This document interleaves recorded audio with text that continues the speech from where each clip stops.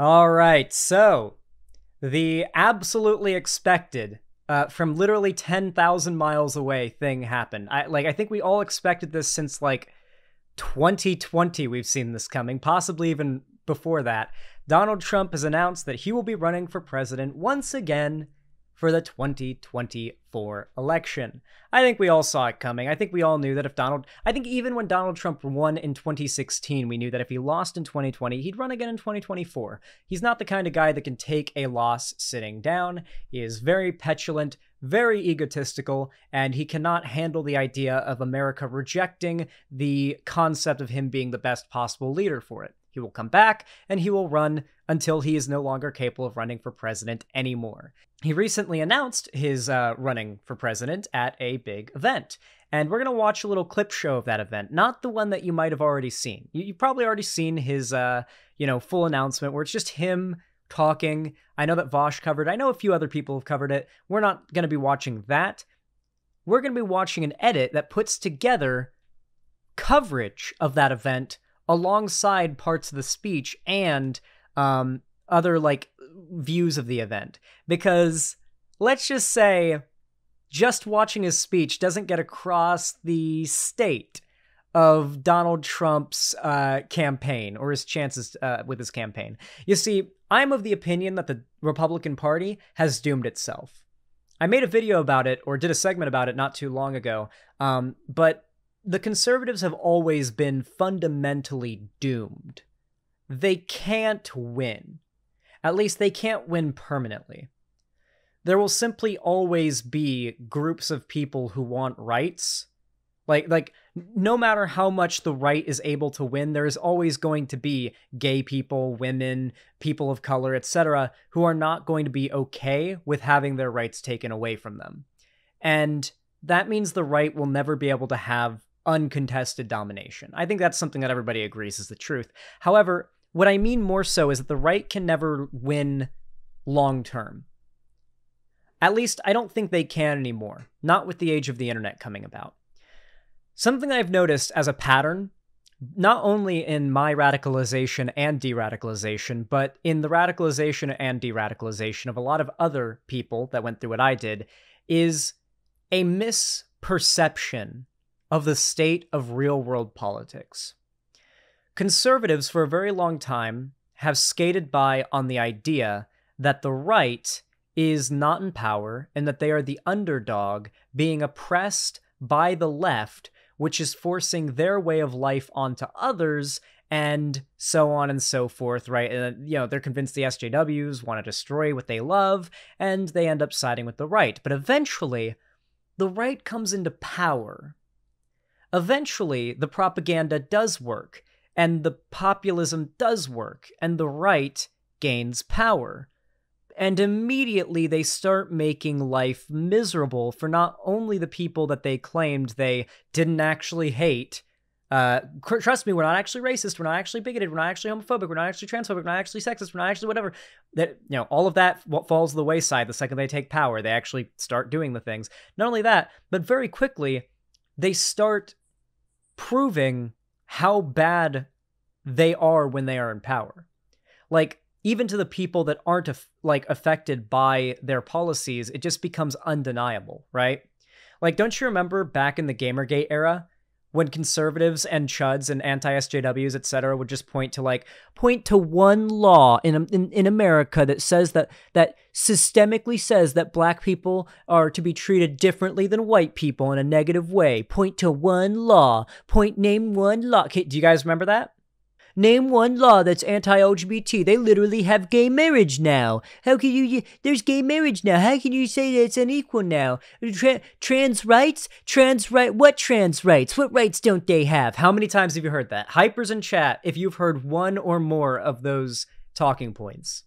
Obama was president, so racism is over. How could a racist country elect a black president for 2 terms? Get wrecked, liberal. That was the whole talking point. So the right not having cultural domination for quite a while leading up to 2016, particularly online, sort of opened up this conception that they could weave, that the right and conservatism were in fact this niche sub counterculture that you actually in fact wanted to get on board with if you were some cool edgy truth finder on the internet, right?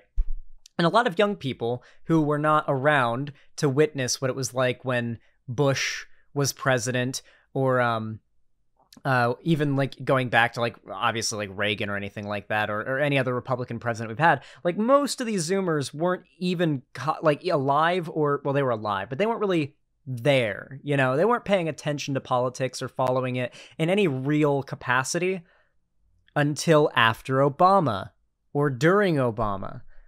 And so they've grown up in a time of relative liberal domination of both culture and politics in much of the world. At least it looks that way.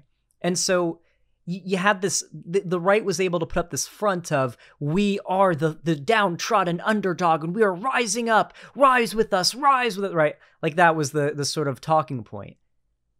I don't feel like they have that going for them anymore. Particularly Trump. Trump took the most advantage of that talking point, but Trump's been in power. Like, people have seen what happened with the pandemic under his control. They saw January 6th and the Unite the Right's Charlottesville. They've seen all of the worst case scenario shit that the left said would happen if Trump got elected actually happen.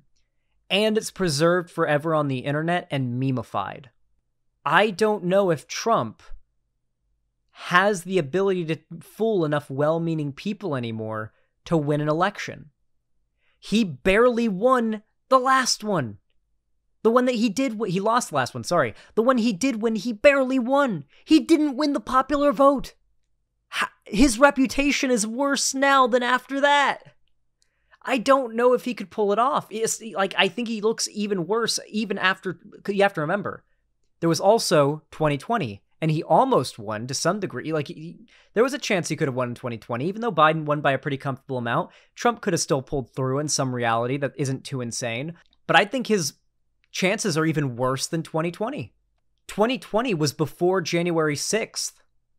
I think a lot of people probably had their eyes open by January 6th. Much in the same way that a lot of people had their eyes open by the Unite the Right rally in Charlottesville. Biden would have a really shit 2 years. The student debt thing not happening would kill him. I don't know. I don't think the student debt thing's going to hurt Biden as much as I think a lot of lefties think it will. I just think about what everyone said about Trump before 2016 and how he'd never win, and it scares me. Yeah, I get that. But now we've seen him do 2 elections. We've seen him barely win one, then lose the next one by a comfortable amount, and now his reputation is even worse than ever. Here's the thing. Trump supporters, like the Trump supporters, are Trump supporters. They aren't Republicans. They aren't conservatives. They are Trump supporters. They are Trump train passengers. And the thing is, right now, the GOP establishment is overwhelmingly throwing their weight behind DeSantis from my home state of Florida, my homeland of Florida. And DeSantis is a demon, without any doubt. He is a fascist, and he's a piece of shit. However, he's not Trump. I don't think DeSantis can do what Trump has done. DeSantis is just too low energy and too much of a politician, I think. He just will not be able to pull the level of anti-establishment populist fervor that Trump was able to. The problem is, Trump can't pull the audience that DeSantis can, I don't think. So with all of that said, I don't know if Trump or DeSantis could win the 2024 election, at least not easily. Like Biden, at least not from the way things are looking right now. The worst case scenario would be DeSantis getting nominated and Trump backing him, endorsing him, perhaps even becoming vice president. If that happened, I think they'd have it in the bag, almost. I think the Republicans could possibly have it in the bag if that's what they did, but I don't think Trump would be okay with that. Trump could never be number 2. Trump could not be number 2, and he could not step down and support his opponent. It's not something name one time Trump has done this. When has Trump ever done something like that? Ever. Never. Trump is not an ideologue or like a loyal Republican who cares about what happens. He's an egomaniac who has to win. If he loses the primary, he'll call it rigged and demonize the Republican Party till he dies. Like, he might literally sink the Republican Party with the QAnon crowd if he loses the primary and decides to claim it was rigged, like he did at the election. I am tonight announcing. So yeah, really quick, let's take a look at the state of Donald Trump outside of his cultists. The state of Donald Trump's fan base, I guess, or the Republican Party and their view of Trump. Let's take a look. I am tonight announcing my candidacy for President of the United States. That's the thing that people keep pushing back on. They don't want to go into a whole nother storm of hate. I actually saw people trying to leave and people leaving early even before he was done. He's still speaking now. We are a nation in decline. We are a failing nation. We call it the China virus. Some people call it other things. He started with the China virus. He started with, poking names at DeSantis. We've heard that, and people are tired of it. Angela. Remember Angela? Do you remember Angela? Nobody's remembering her now. I'm sure you're very supportive of your father-in-law, but those of us on the outside looking at it... By the way, she dropped out of his campaign. She dropped out of his campaign. Didn't seem that he got the old magic. You know what I mean? We built the wall. We completed the wall. In the caravans. I love the name. I came up with it. I love the name. The caravans. A word that I refuse to say. Nuclear. I say, why didn't you raid Bush's place? Why didn't you raid Clinton? They actually started preventing people from leaving. Do you know what I mean now? Like, can you imagine this happening can you imagine 2016 news coverage saying, yeah, now Trump supporters leaving the rally because they don't really want to hear about this more negativity. Like, this is unheard of pre-DeSantis announcing his run. You know what these are? The establishment Republicans realizing, fuck, he's doing it. Fuck, he's doing it. Oh, I need to get out of here. I need to get out of here. I cannot be seen here. I cannot be seen here. There were some of them holding out hope he would announce support for DeSantis. I guarantee it. The ones who are leaving were the ones hoping he was going to announce support for DeSantis. I'm not going to use the term fake news media. The New York Post said at the bottom of the page, Florida man makes announcement. I had to fold it over so you could see it. It says, Florida man makes announcement. And then, perhaps worst of all, see page 26. Donald Trump's not even making the headlines anymore. Do you remember when everything Donald Trump said or did was the daily headline?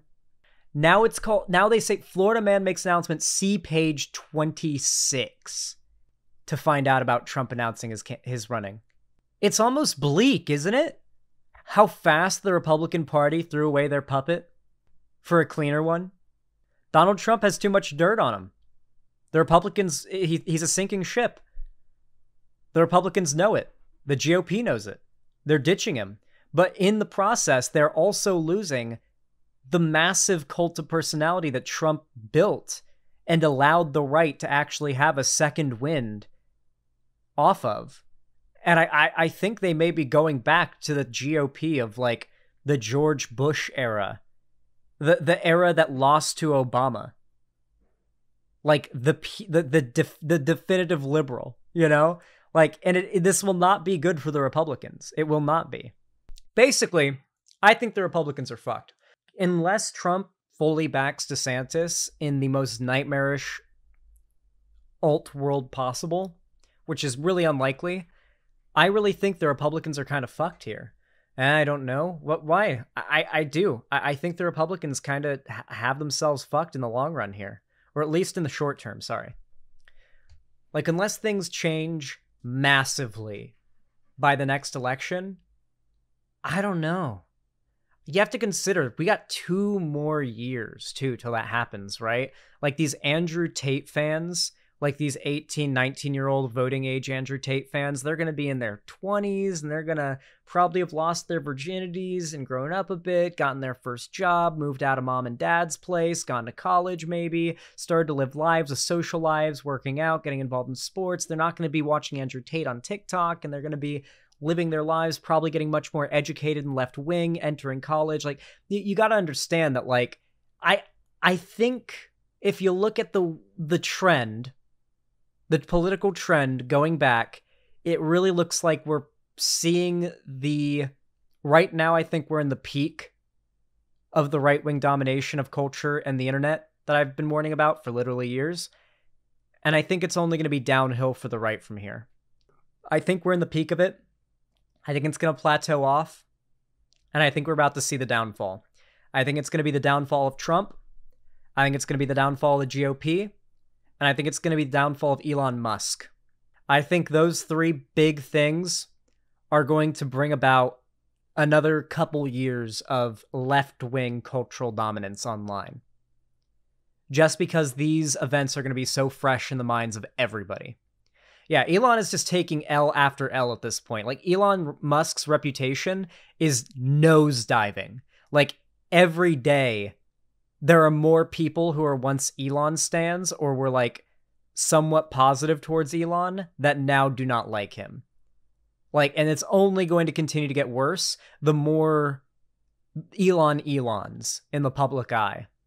It's as simple as that. The more people that continuously suffer because of Elon Musk's stupidity, the more his reputation is going to fall.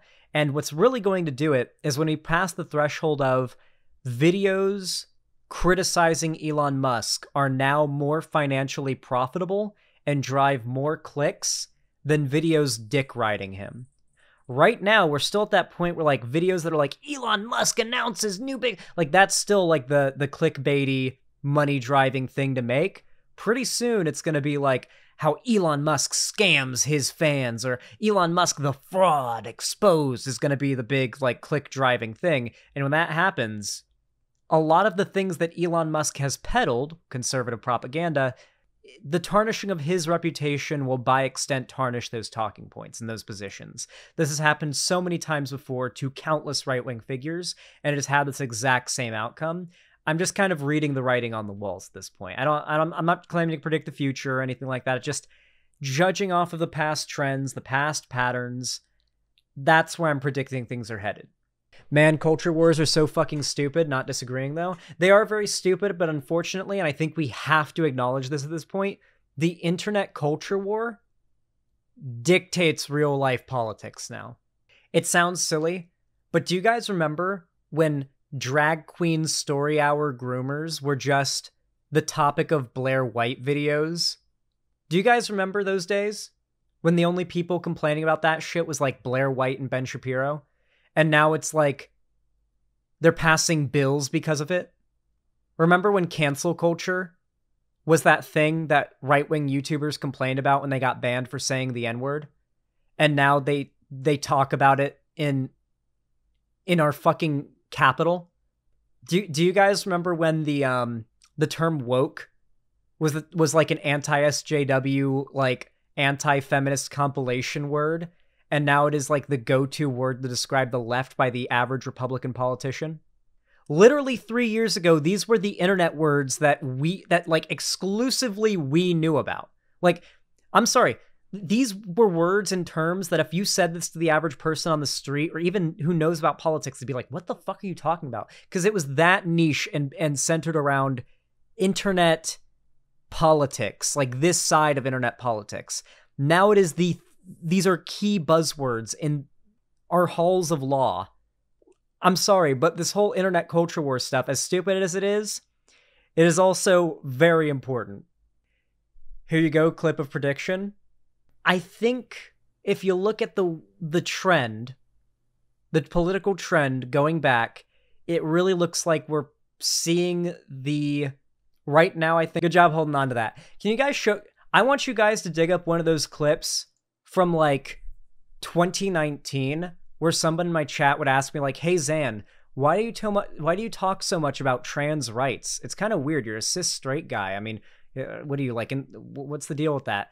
And I'd say, it may not look like it right now because most people complaining about trans people online are these niche internet reactionaries, but I guarantee you in the next few years, the trans rights movement is going to be the social or the civil rights movement of our generation, the defining civil rights movement of our generation. Just sit and watch. And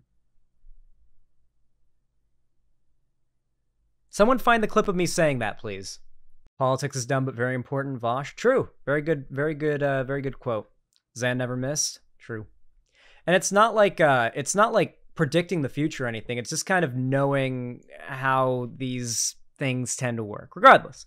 Anyway, if you enjoyed this video, please consider commenting, subscribing, ring the bell icon, and leaving a like to support me. It really helps me out. And of course, if you want to see more from me, you can also follow my social medias, linked down below in the description. No matter where you're watching from, I tend to link them, no matter like what platform my videos go up on, and or what platform my streams go up on. And of course, if you want to support me financially, you got the money for it and donate it for anything else. You can support me through my website by donating, subscribing, or gifting a sub.